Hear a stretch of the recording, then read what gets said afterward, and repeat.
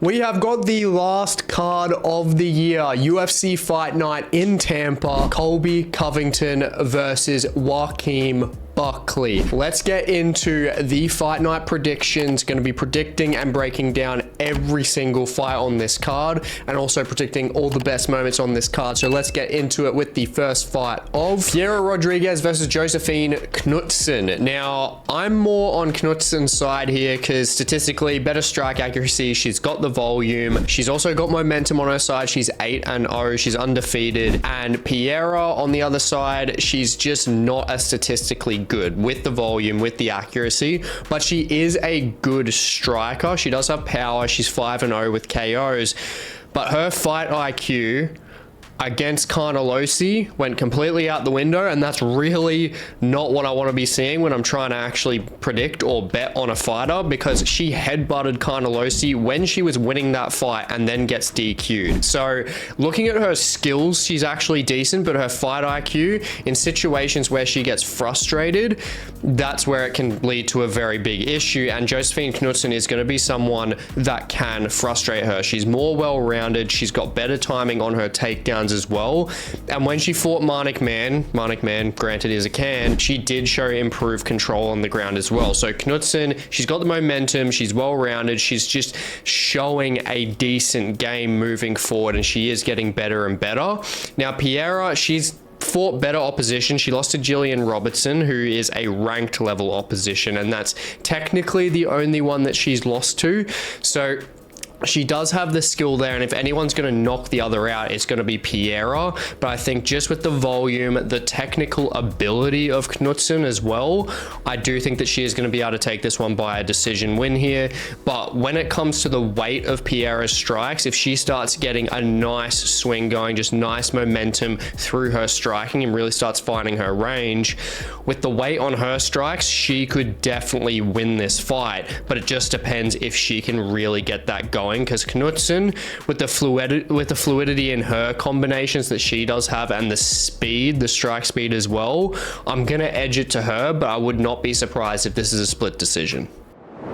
Moving up the card to Davey Grant versus Ramon Taveras. Now, honestly, with this fight, you can see the odds. It's more in Taveras' favor, but do not be surprised by the time that this comes out to the actual fight night itself, that this will probably even out with the odds, because the odds makers are severely underestimating Davey Grant's experience, without a doubt. He's 38 years old, but he isn't really slowing down, and he's only lost to like very strong opposition like Marlon Vera and Daniel Marcos, who we'll get to up the card without a doubt, undefeated, looking very good on the feet.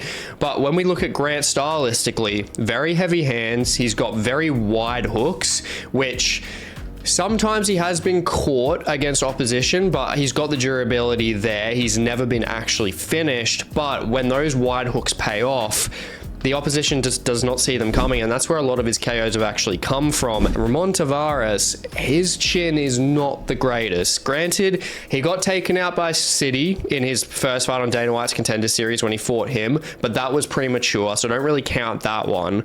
But when they fought in their second fight, it was a split decision win to Ramon, but he was 4 pounds overweight against him, and he got dropped by City as well. He was getting tagged pretty badly in that fight, so it was a very controversial decision in that one as well, but it really just shows that experience level in comparison. You look at Davey Grant, the fighters that he's fought, and then you look at Ramon Taveras, and he has only fought guys that are literally just coming into the UFC. He hasn't really fought anyone that does have that full depth of experience like your Marlon Veras that Davey Grant has fought. And when we look at Ramon, don't get me wrong, he has a pretty good boxing style. His boxing is good. He definitely has good counter striking. Best weapon by far is his fadeaway check uppercut to the body. That is very nice. He hurt City with that pretty badly.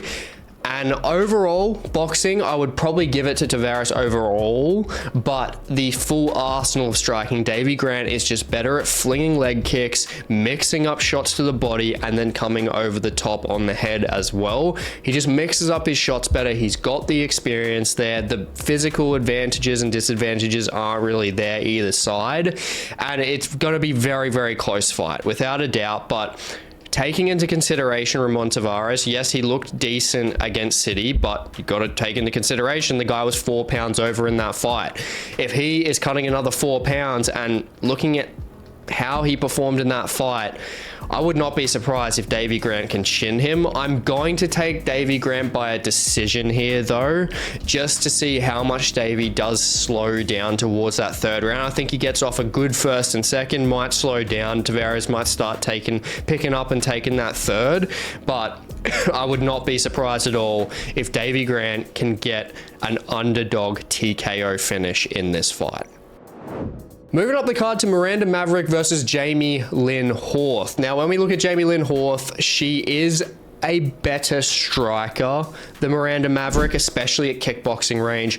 Her body kicks, definitely the best weapon that she does have, but that's really it. Because we look at Miranda Maverick, she's got the better experience, she's got much better grappling, she's got the grappling base, obviously, which when we look at Jamie-Lyn Horth, I'd be much more confident in her if this fight was set before she fought Petrovic, because Petrovic controlled her for a lot of that fight, and if Petrovic is doing that, Miranda Maverick is going to have a field day in that department. So I can see a pretty clear decision win for Miranda Maverick in this one, or depending on how bad Jamie-Lyn Horth's defense is when it comes to a submission game, which we haven't really seen, we could get a submission from Miranda Maverick, but obviously 2-0 Jamie-Lyn Horth is with submission, so we don't really have that data there to say that she doesn't have submission-based defense. Now, Miranda Maverick on that side, just that control on the ground. She doesn't have a severe reach disadvantage here either, so she could really show some improvement on the feet, but taking this to the ground, really hunting the submission and really just dominating with that control is the way to go for Miranda Maverick, and she can get this done. Honestly, would not be surprised if it's a 30-27. Now, moving up the card to Miles Johns versus Felipe Lima. This is a great fight. Now, this is where this fight night is really picking up, and it's going to show that this fight night for the last one for the year is definitely worth having, because we look at Miles Johns, the guy is definitely a KO artist. I mean, he doesn't have all the KOs in the world, but when he lands, he lands. He's a low output power striker. So when he starts really finding his range, his distance, the rhythm of the opponent, and starts landing his shots, that's when the KOs come in. But when we look at Felipe Lima on the other side, amazing debut back in June against Muhammad Naimov. I mean, tanked that 6-fight win streak from him. Upper weight class. He's usually a bantamweight fighter. Clearly, after the performance he had against Naimov, he stayed at featherweight. I mean, I cannot blame him, because in that performance, he showed that he's very well-rounded. He's got very fast striking. Definitely like a diverse arsenal with his striking as well. He showed teep kicks. He showed like flying knees, clean boxing combinations, especially on the front foot as well, because he was very good at just showing that speed difference against Naimov. And on the ground, very, very dangerous. Very good ground transitions and good takedown defense as well. Now, statistically, both of them are very accurate on the feet and both have the finishing capabilities there. And granted, Miles Johns has more high-level experience, and the speed and overall offensive arsenal is just not on his side. I mean, we've got Miles Johns, who has the KO power on the feet, but Felipe Lima is faster. He's got the submissions, he's got the KOs, he's just got more of a threat there. And after that display against Naimov, who is a top 15 level opposition, basically borderline top 15, finishing him on short notice, it's really hard to shy away from Felipe Lima in this fight. I mean, going in there on a 13-fight win streak is Felipe Lima. He is very good, and I gotta say, I gotta be taking him by a decision win here. I think Miles Johns is extremely durable, very defensively sound. It's very hard to break through his guard, because being that low output power striker, he is trying to find those shots, but while he is not, and he's getting those reads, he keeps a very tight guard. Now, Felipe Lima on the ground, if he can find those right positions, he could possibly take him out by a submission, but I just ultimately see Lima just being a bit too much with the hand speed, speed, really picking up the strike volume and getting the decision win in this one. But I would not be surprised if we do see a submission win from Lima in this one, depending on the defensive capabilities of Miles Johns. But Felipe Lima, with the ability that he has shown, not only on the feet, but obviously on the ground as well, we could get a submission finish here. But I'm definitely really relying on that defensive just capability from Miles Johns, whether it's on the feet or whether it's on the ground. I think it's going to go to a decision, but not for him. Moving up the card to Sean Woodson versus Fernando Padilla. Now, this is a very fascinating matchup from the matchmakers. Not only that they are making Sean Woodson fight down in rankings for some reason, I don't really know why. I think this guy should be getting a top 15 crack at this point.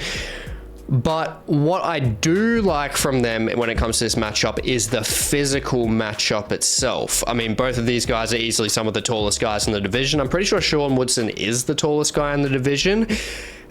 But looking at this, obviously that can make the fight style quite awkward when it comes to picking. But I find that this is actually quite clear to pick, because we look at Petrino. He has very good striking, but Sean, more accurate, faster on the feet, and has the reach advantage as well. Now, Padilla on the ground, he is more offensive on the ground, more successful on the ground, obviously, especially when it comes to triangle-based strokes. Arm triangles or traditional triangles from his back are very good. But does that really mean anything? Because is Woodson going to be taking him down? No. The only way he's going to be able to taking him down is hope shooting if Padilla lands a very good shot. But getting Woodson down, Padilla is not offensively adept with the wrestling statistically at all. So there's just that big hole there. Padilla is a striker and a jiu-jitsu based grappler. There is no in the middle wrestling there, and that is what's going to be detrimental against Sean Woodson. Sean Woodson, he is just better on the feet. His striking, I mean, Golden Glove boxer, he is very, very clean. He's got the reach for days. It's going to be very tricky for Padilla to really find an opening to take Sean Woodson out. But for Sean Woodson taking Padilla out, I don't think so. Padilla's got a Mexican chin, so I'm going to be taking the one last answer we've got. If we're not getting a submission or KO from Padilla, or Woodson is not knocking out that Mexican chin, it is going to be a clear decision win here for Sean Woodson, to be honest. That's pretty simple for me. Padilla, especially looking at that and emphasizing that decision that I've made, strike defense is pretty shaky. I just don't really like it. It showed a lot against Kyle Nelson when he fought him. Obviously, you know, he only just lost. I mean, he did have some good moments in there, but his hands were down. Kyle Nelson was landing very well, and Sean Woodson is definitely a better striker than Kyle Nelson, and Woodson is going to be able to capitalize on that poor strike defense. So Woodson, with the distance management, with that boxing, that striking arsenal he does have, it will definitely push him through on the feet. We are getting a very straight, high-level boxing fight in this one, and that's exactly what Sean Woodson wants. Moving up to Joel Alvarez versus Drakkar Klose. I am so keen to see Joel Alvarez back in the cage, because I think that he is going to be potentially giving us our first finish of this card. Drakkar Klose, don't get me wrong, the guy is good. He's underrated, especially because he's on a good win streak. The only fighter that he's really proper lost to is Beneil Dariush, who's obviously a top 10 fighter. But looking at these guys, I mean, Joel Alvarez, the finishing threat that this guy does have, he is top 15 worthy. I'm saying that now. They both have on the feet identical outputs, same accuracies, pretty much exact same statistics, but the physical advantages and the offensive overall threat of Alvarez is just completely different in comparison. The Muay Thai that he has, that Joel Alvarez has, especially when he fought Elvis Brenner in his last fight, Muay Thai has improved leaps and bounds without a doubt. And not to mention the bloody ground game. The ground game, 17-0 with submissions. Klose is not doing shit against Joel Alvarez on the ground.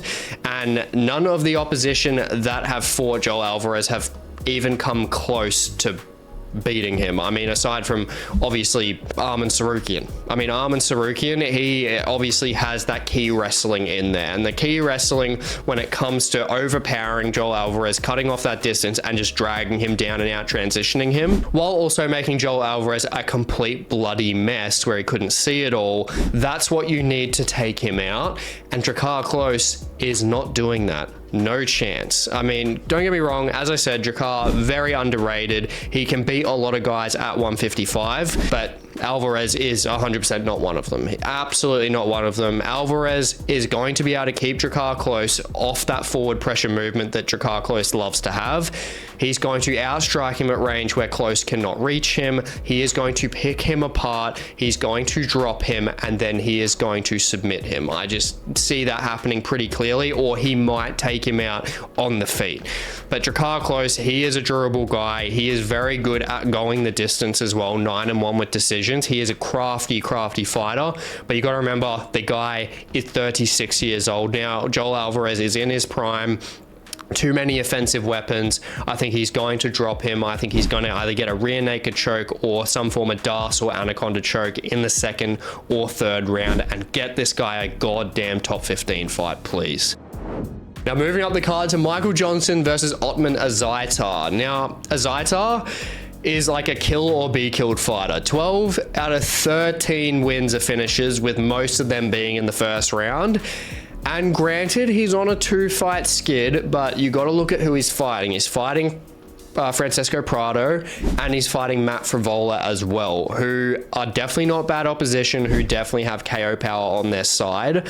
And granted, we look at Michael Johnson, he's got a shit ton more experience than Ottman Azaitar, don't get me wrong, but the amount of damage that Michael Johnson has taken in his career, along with going up against a power puncher like Azaitar, is just a recipe for another first round KO. I mean, this is controversial because Michael Johnson obviously could 100% use that wrestling based game that he does have. Obviously his submission defense is abysmal, but the wrestling offense that he does have, as well as mixing strikes up, could definitely frustrate Azaitar to the point where Johnson just carries it through and probably takes him out around the second or third round.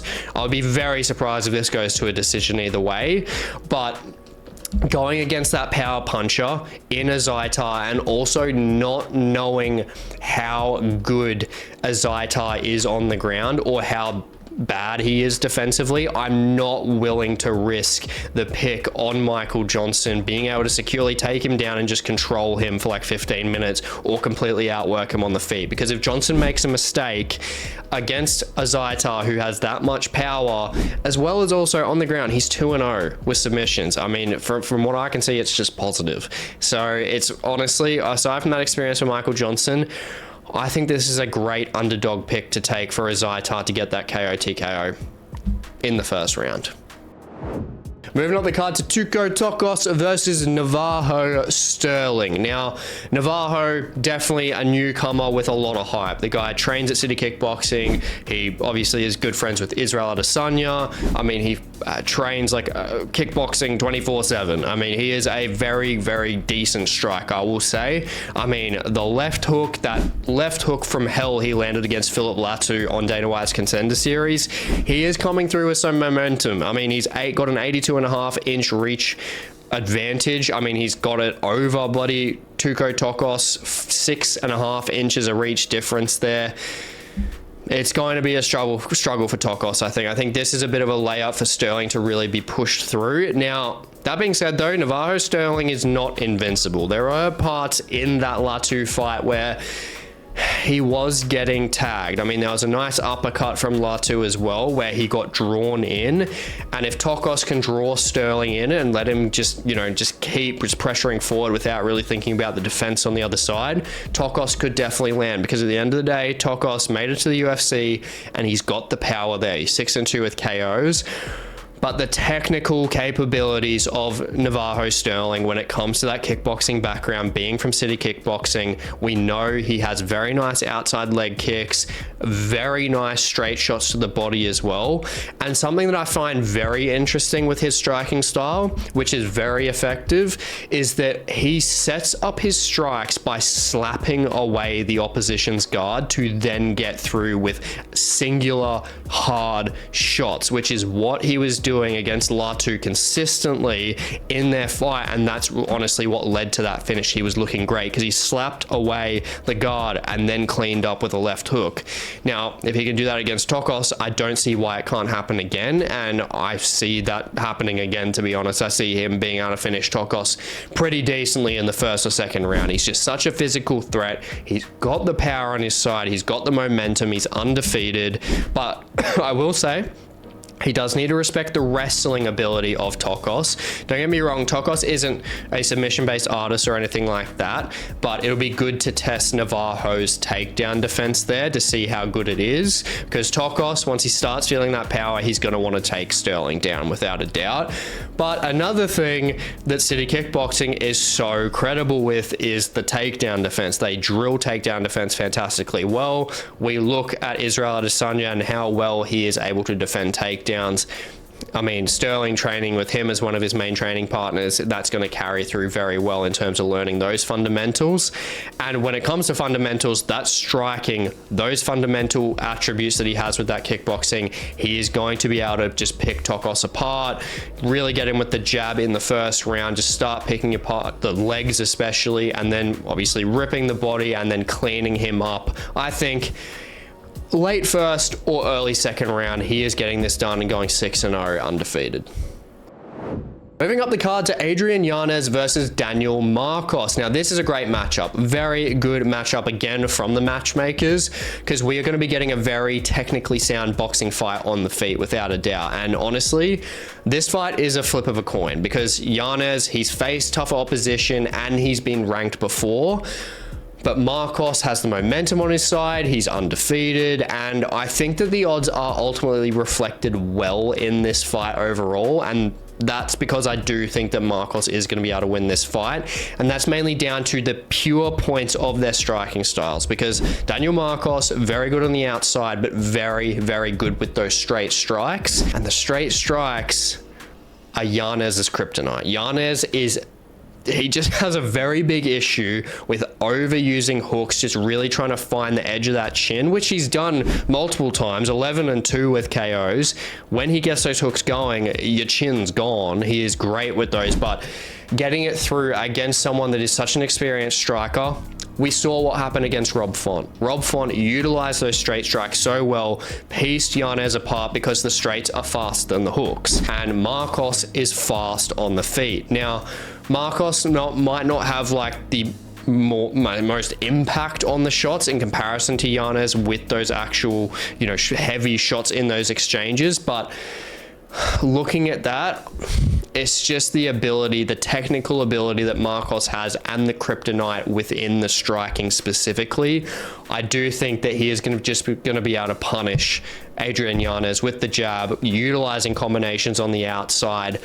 And ultimately, I think that he's going to be able to get a decision win here. I just don't think Marcos will really push that much for the finish. He is quite a safe fighter. I think that we'll start seeing that a bit more when he makes it into the top 15. But I do think that he is going to be able to stay undefeated in this one. I did think that he would lose his O if he was fighting Said Nurmagomedov. So luckily in that instance, that fight got cancelled, and I think he's going to carry through to get another win to remain undefeated and beat Adrian Yanez. Moving up the card to Dustin Jacoby versus Vitor Petrino. Now, this is an intriguing matchup because this is going to, on one side, test Petrino's striking, that technical striking, against Dustin Jacoby, who is that kickboxing style-based fighter. And then it's also going to test Jacoby's strength in the clinch, as well as the takedown defense as well. Because when we look at Petrino going against Jacoby, in comparison to him going against Anthony Smith, there is no actual submission threat from Jacoby that Petrino is going to have to worry about. So I can definitely see a heavy wrestling-oriented game from him in this fight, not wanting to take risks, losing again just outside the top 15 and screwing up that chance to be ranked, like exactly what happened against Anthony Smith. Now, in this, I think Vitor Petrino is going to have a pretty good day at the office, because Jacoby, 36 years old, he's 1-4 in his last 5, and I do think that he is definitely on his way out. If he keeps losing, he will probably get cut, and he's taken some heavy punishment. I mean, in his last couple fights against Dom Reyes, especially against Alonzo Menafield as well, obviously didn't get finished, but man, took a lot of damage in that fight. And look, I'm not completely counting him out, but if he keeps it at range and keeps going with that technical striking and tires Petrino out, especially digging to the body, chewing up the legs, just slowing Petrino down as much as possible, he definitely has an avenue to win, because he is technically just the better striker. But the explosivity and the speed of Petrino overall, especially through that first round, I don't see that happening. And I do see this being a fairly dominant decision win, just because I believe that the wrestling is going to be so heavy from Petrino in this fight, just not to take those risks. But definitely do not be surprised if Petrino can get a KO TKO somewhere in this fight. That is definitely my second pick in this one. But regardless, I think Petrino is on his way back to the top 15. Moving up the card to Manel Kape versus Bruno Silva. Now, this is definitely a good fight. Really loving the flyweight fights at the moment. And trust me, this fight will not disappoint, because we look at Bruno Silva, he's got the KO power. He's definitely got the submissions as well. He's definitely an offensive, threat-orientated fighter. He can finish fights. And he has done pretty well in the UFC so far. He's only lost to David Dvorak and Tagir Ulanbekov, both by decisions. So he's never been finished in the UFC, and he has finished every UFC win he has had. So he is very dangerous in that perspective. And is also, being 5'4", very small, he's very, very fast on the feet. With that small frame, the offensive threats are just emphasized even more, especially with his hands, which he showed very well against Cody Durden. And I'm saying all these good things, but stylistically, Manel Kape is a very tough fight for him especially. I mean, Manel Kape is just more advanced on the feet, has cleaner striking. Bruno Silva has a chin, but does not have the greatest strike defense. And against someone that is technical as Manel Kape and has something to prove after that Makayev loss, him with his consistent output, that KO power that Kape does have, I think that he is going to really cause Bruno Silva trouble in this fight. I think that just that the strike speed, the technical striking, the arsenal he has in comparison, I mean, Bruno Silva, I do think that he has to get this to the ground, or he has to catch Manel Kape out. But Manel Kape is 11-0 with KOs. The guy is durable. He has been wobbled before. He's been dropped before. But man, he is hard to take out. Very hard to take out. And no one has been successful in doing so. And looking at Manel, in his actual experience in his career, he's fought against elite grapplers like Pantoja and Makayev, and Bruno, getting it to the ground, he is just not of the same pedigree. So I don't see a finish for him here, and that's what he needs, because Manel Kape is going to outrun him in this fight, and he is going to get a clear 30-27 decision win in this one. And moving up to a classic co-main event, we have Billy Quarantillo versus Cub Swanson. The fact that these guys have not fought before is absolutely mind-boggling to me, because they have both been around for a very long time. I mean, Cub Swanson has been around consistently since 2011 in the UFC, and Billy Q, he came from Tough 22, which was many, many years ago. And both of them, have fought good opposition recently, win or lose. And looking at them stylistically, Billy Q, insane output, about 7.5 strikes per minute, and is more accurate than Cub Swanson overall as well. But Cub in recent times showed great distance management and timing on his striking against Andre Fili, who I believe is better than Billy Q. And he had shown very good takedown defense in that fight as well. And honestly, I think that Cub Swanson won that fight against Andre Fili. Very, very close, but I think he did win it.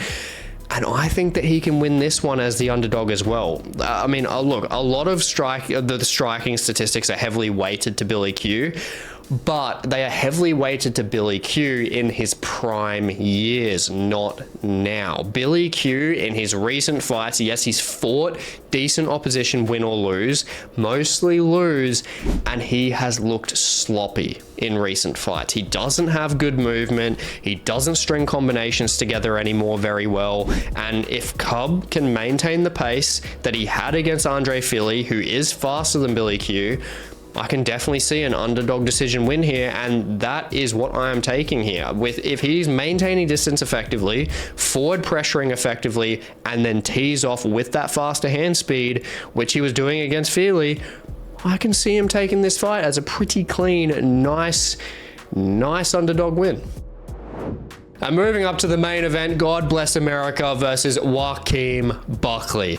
Colby Covington is... He's back.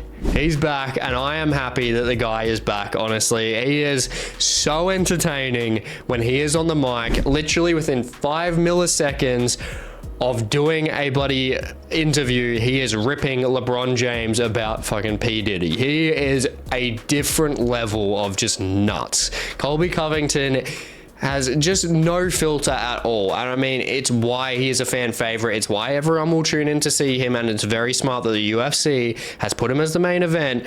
We see like 10 fights in a row, but it's very smart that they put him on the main event as the last fight card of the year, because he will bring some drama to really put a cherry on top at the end of this calendar year for the UFC. Now, can he win the fight? Because Buckley has looked extremely impressive. He's looked extremely impressive recently, obviously taking out Wonderboy. Don't want to talk about that, love Wonderboy. But he's looked very good in recent fights. Since he came down from middleweight, he has looked fantastic at welterweight. He's got the power there. I mean, he looked fantastic against Sultan Ruzaboyev, really stole the show with that fight as well. Took him down. I mean, he's very strong on top with that, just the weight that he has and the power that he generates, whether it's obviously ground and pound or obviously on the feet.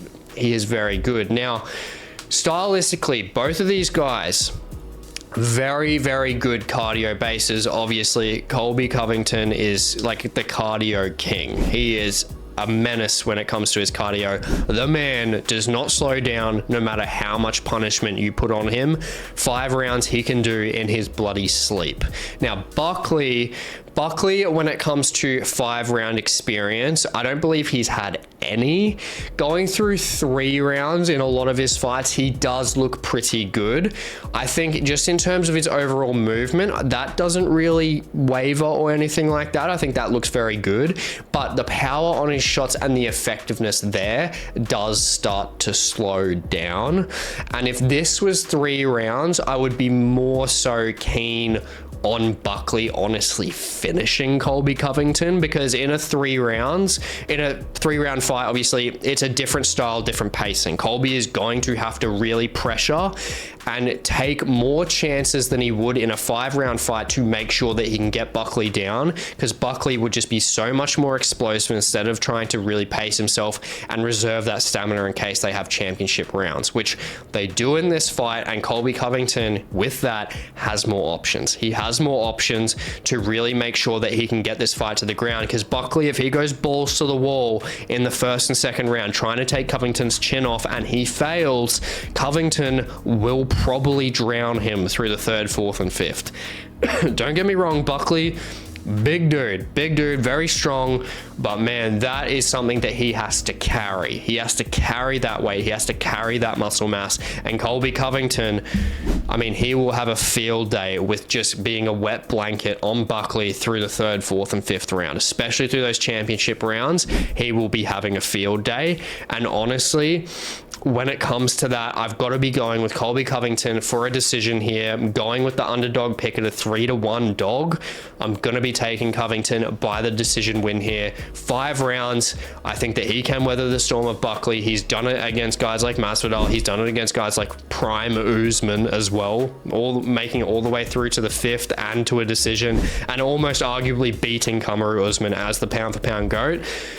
Don't get me wrong, Colby lost against Leon and it did not look great, but do not count Colby Covington out. I mean, he's got a lot of trash talk, but man, honestly, in this one, I think that he is going to be able to back it up. And I think that he is going to cut down that record of Joaquin Buckley in this fight in the welterweight division. Now moving on to the fight card awards, kicking it off with fight of the night, I gotta give it to Miles Johns versus Felipe Lima. I just think that this fight has a lot of potential in it for just some great moments, because Miles Johns, obviously low output, really picks his shots and gets those power shots going, so we could really see him crack Felipe Lima if he really gets his rhythm going. But then on the other side with Felipe Lima obviously being my pick, the guy is on a 13 fight win streak. He's got offensive striking. He's got great offensive grappling. I mean, he is dangerous. Definitely one of the most underrated prospects that you definitely need to keep a lookout for, especially because he is so dangerous when it comes to that momentum, that 13 fight win streak. But taking out a guy like Muhammad Naimov on a 6-fight win streak, who's about to crack into the top 15, coming up on short notice to a completely different weight class that he doesn't even fight in, that is seriously impressive. Now, upset of the night, gotta give that to Ottman Azaitar. Ottman Azaitar, obviously I would give it to Cub Swanson, but Ottman is statistically, he is the biggest underdog that I have in my picks. And looking at Michael Johnson, obviously he's the favorite because he has the experience. There is that possibility and potential of the wrestling threat there.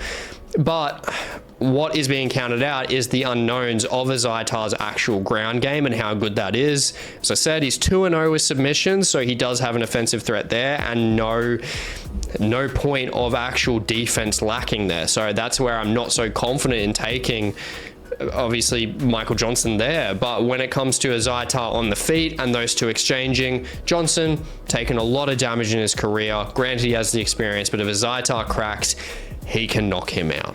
And moving on to the fighter to watch, could give it to Felipe Lima, but man, I gotta give it to Joel Alvarez. And this guy really being a fighter to watch, because winning this guy's got to get a top 15 fight. Seriously, in lightweight, he's got that physical presence, 6'3". He's very unique in his style, because the only person that's as big as him in there at that top area, that top echelon of that lightweight division, is Jalen Turner, and he is like a strict boxer. And then we got Joel Alvarez, who's got good Muay Thai but is a vicious submission artist, and that is exactly the tool that he is going to be able to use to get this fight done. He is very impressive, and I am very keen to see him crack that top 15. Now, finish of the night, got to give it to Navajo Sterling, coming through as that breakthrough fighter. I think he's going to be very impressive. He's just got the power, he's got the physical advantages, the reach advantage over Tuco Tokkos, and I just don't see Tuco Tokkos having any proper answers to get Navajo Sterling out of there. Navajo is going to pick him apart in the first round and then put his lights out at either the end of the first or the start of the second. I hope you enjoyed the last prediction and breakdown video of this year, and honestly, I just really got to say thank you to you guys for obviously leaving the comments, really engaging in the channel, liking the content, subscribing as well. It definitely keeps the channel going, really keeps me motivated as well, and I really hope you enjoy this fight card, the last fight card of the year, and hopefully these picks do help you out through this as well, and I hope you did learn something from this video. And yeah, please like, comment, subscribe some more. It really goes a long way for the channel, and I will catch you in the next one.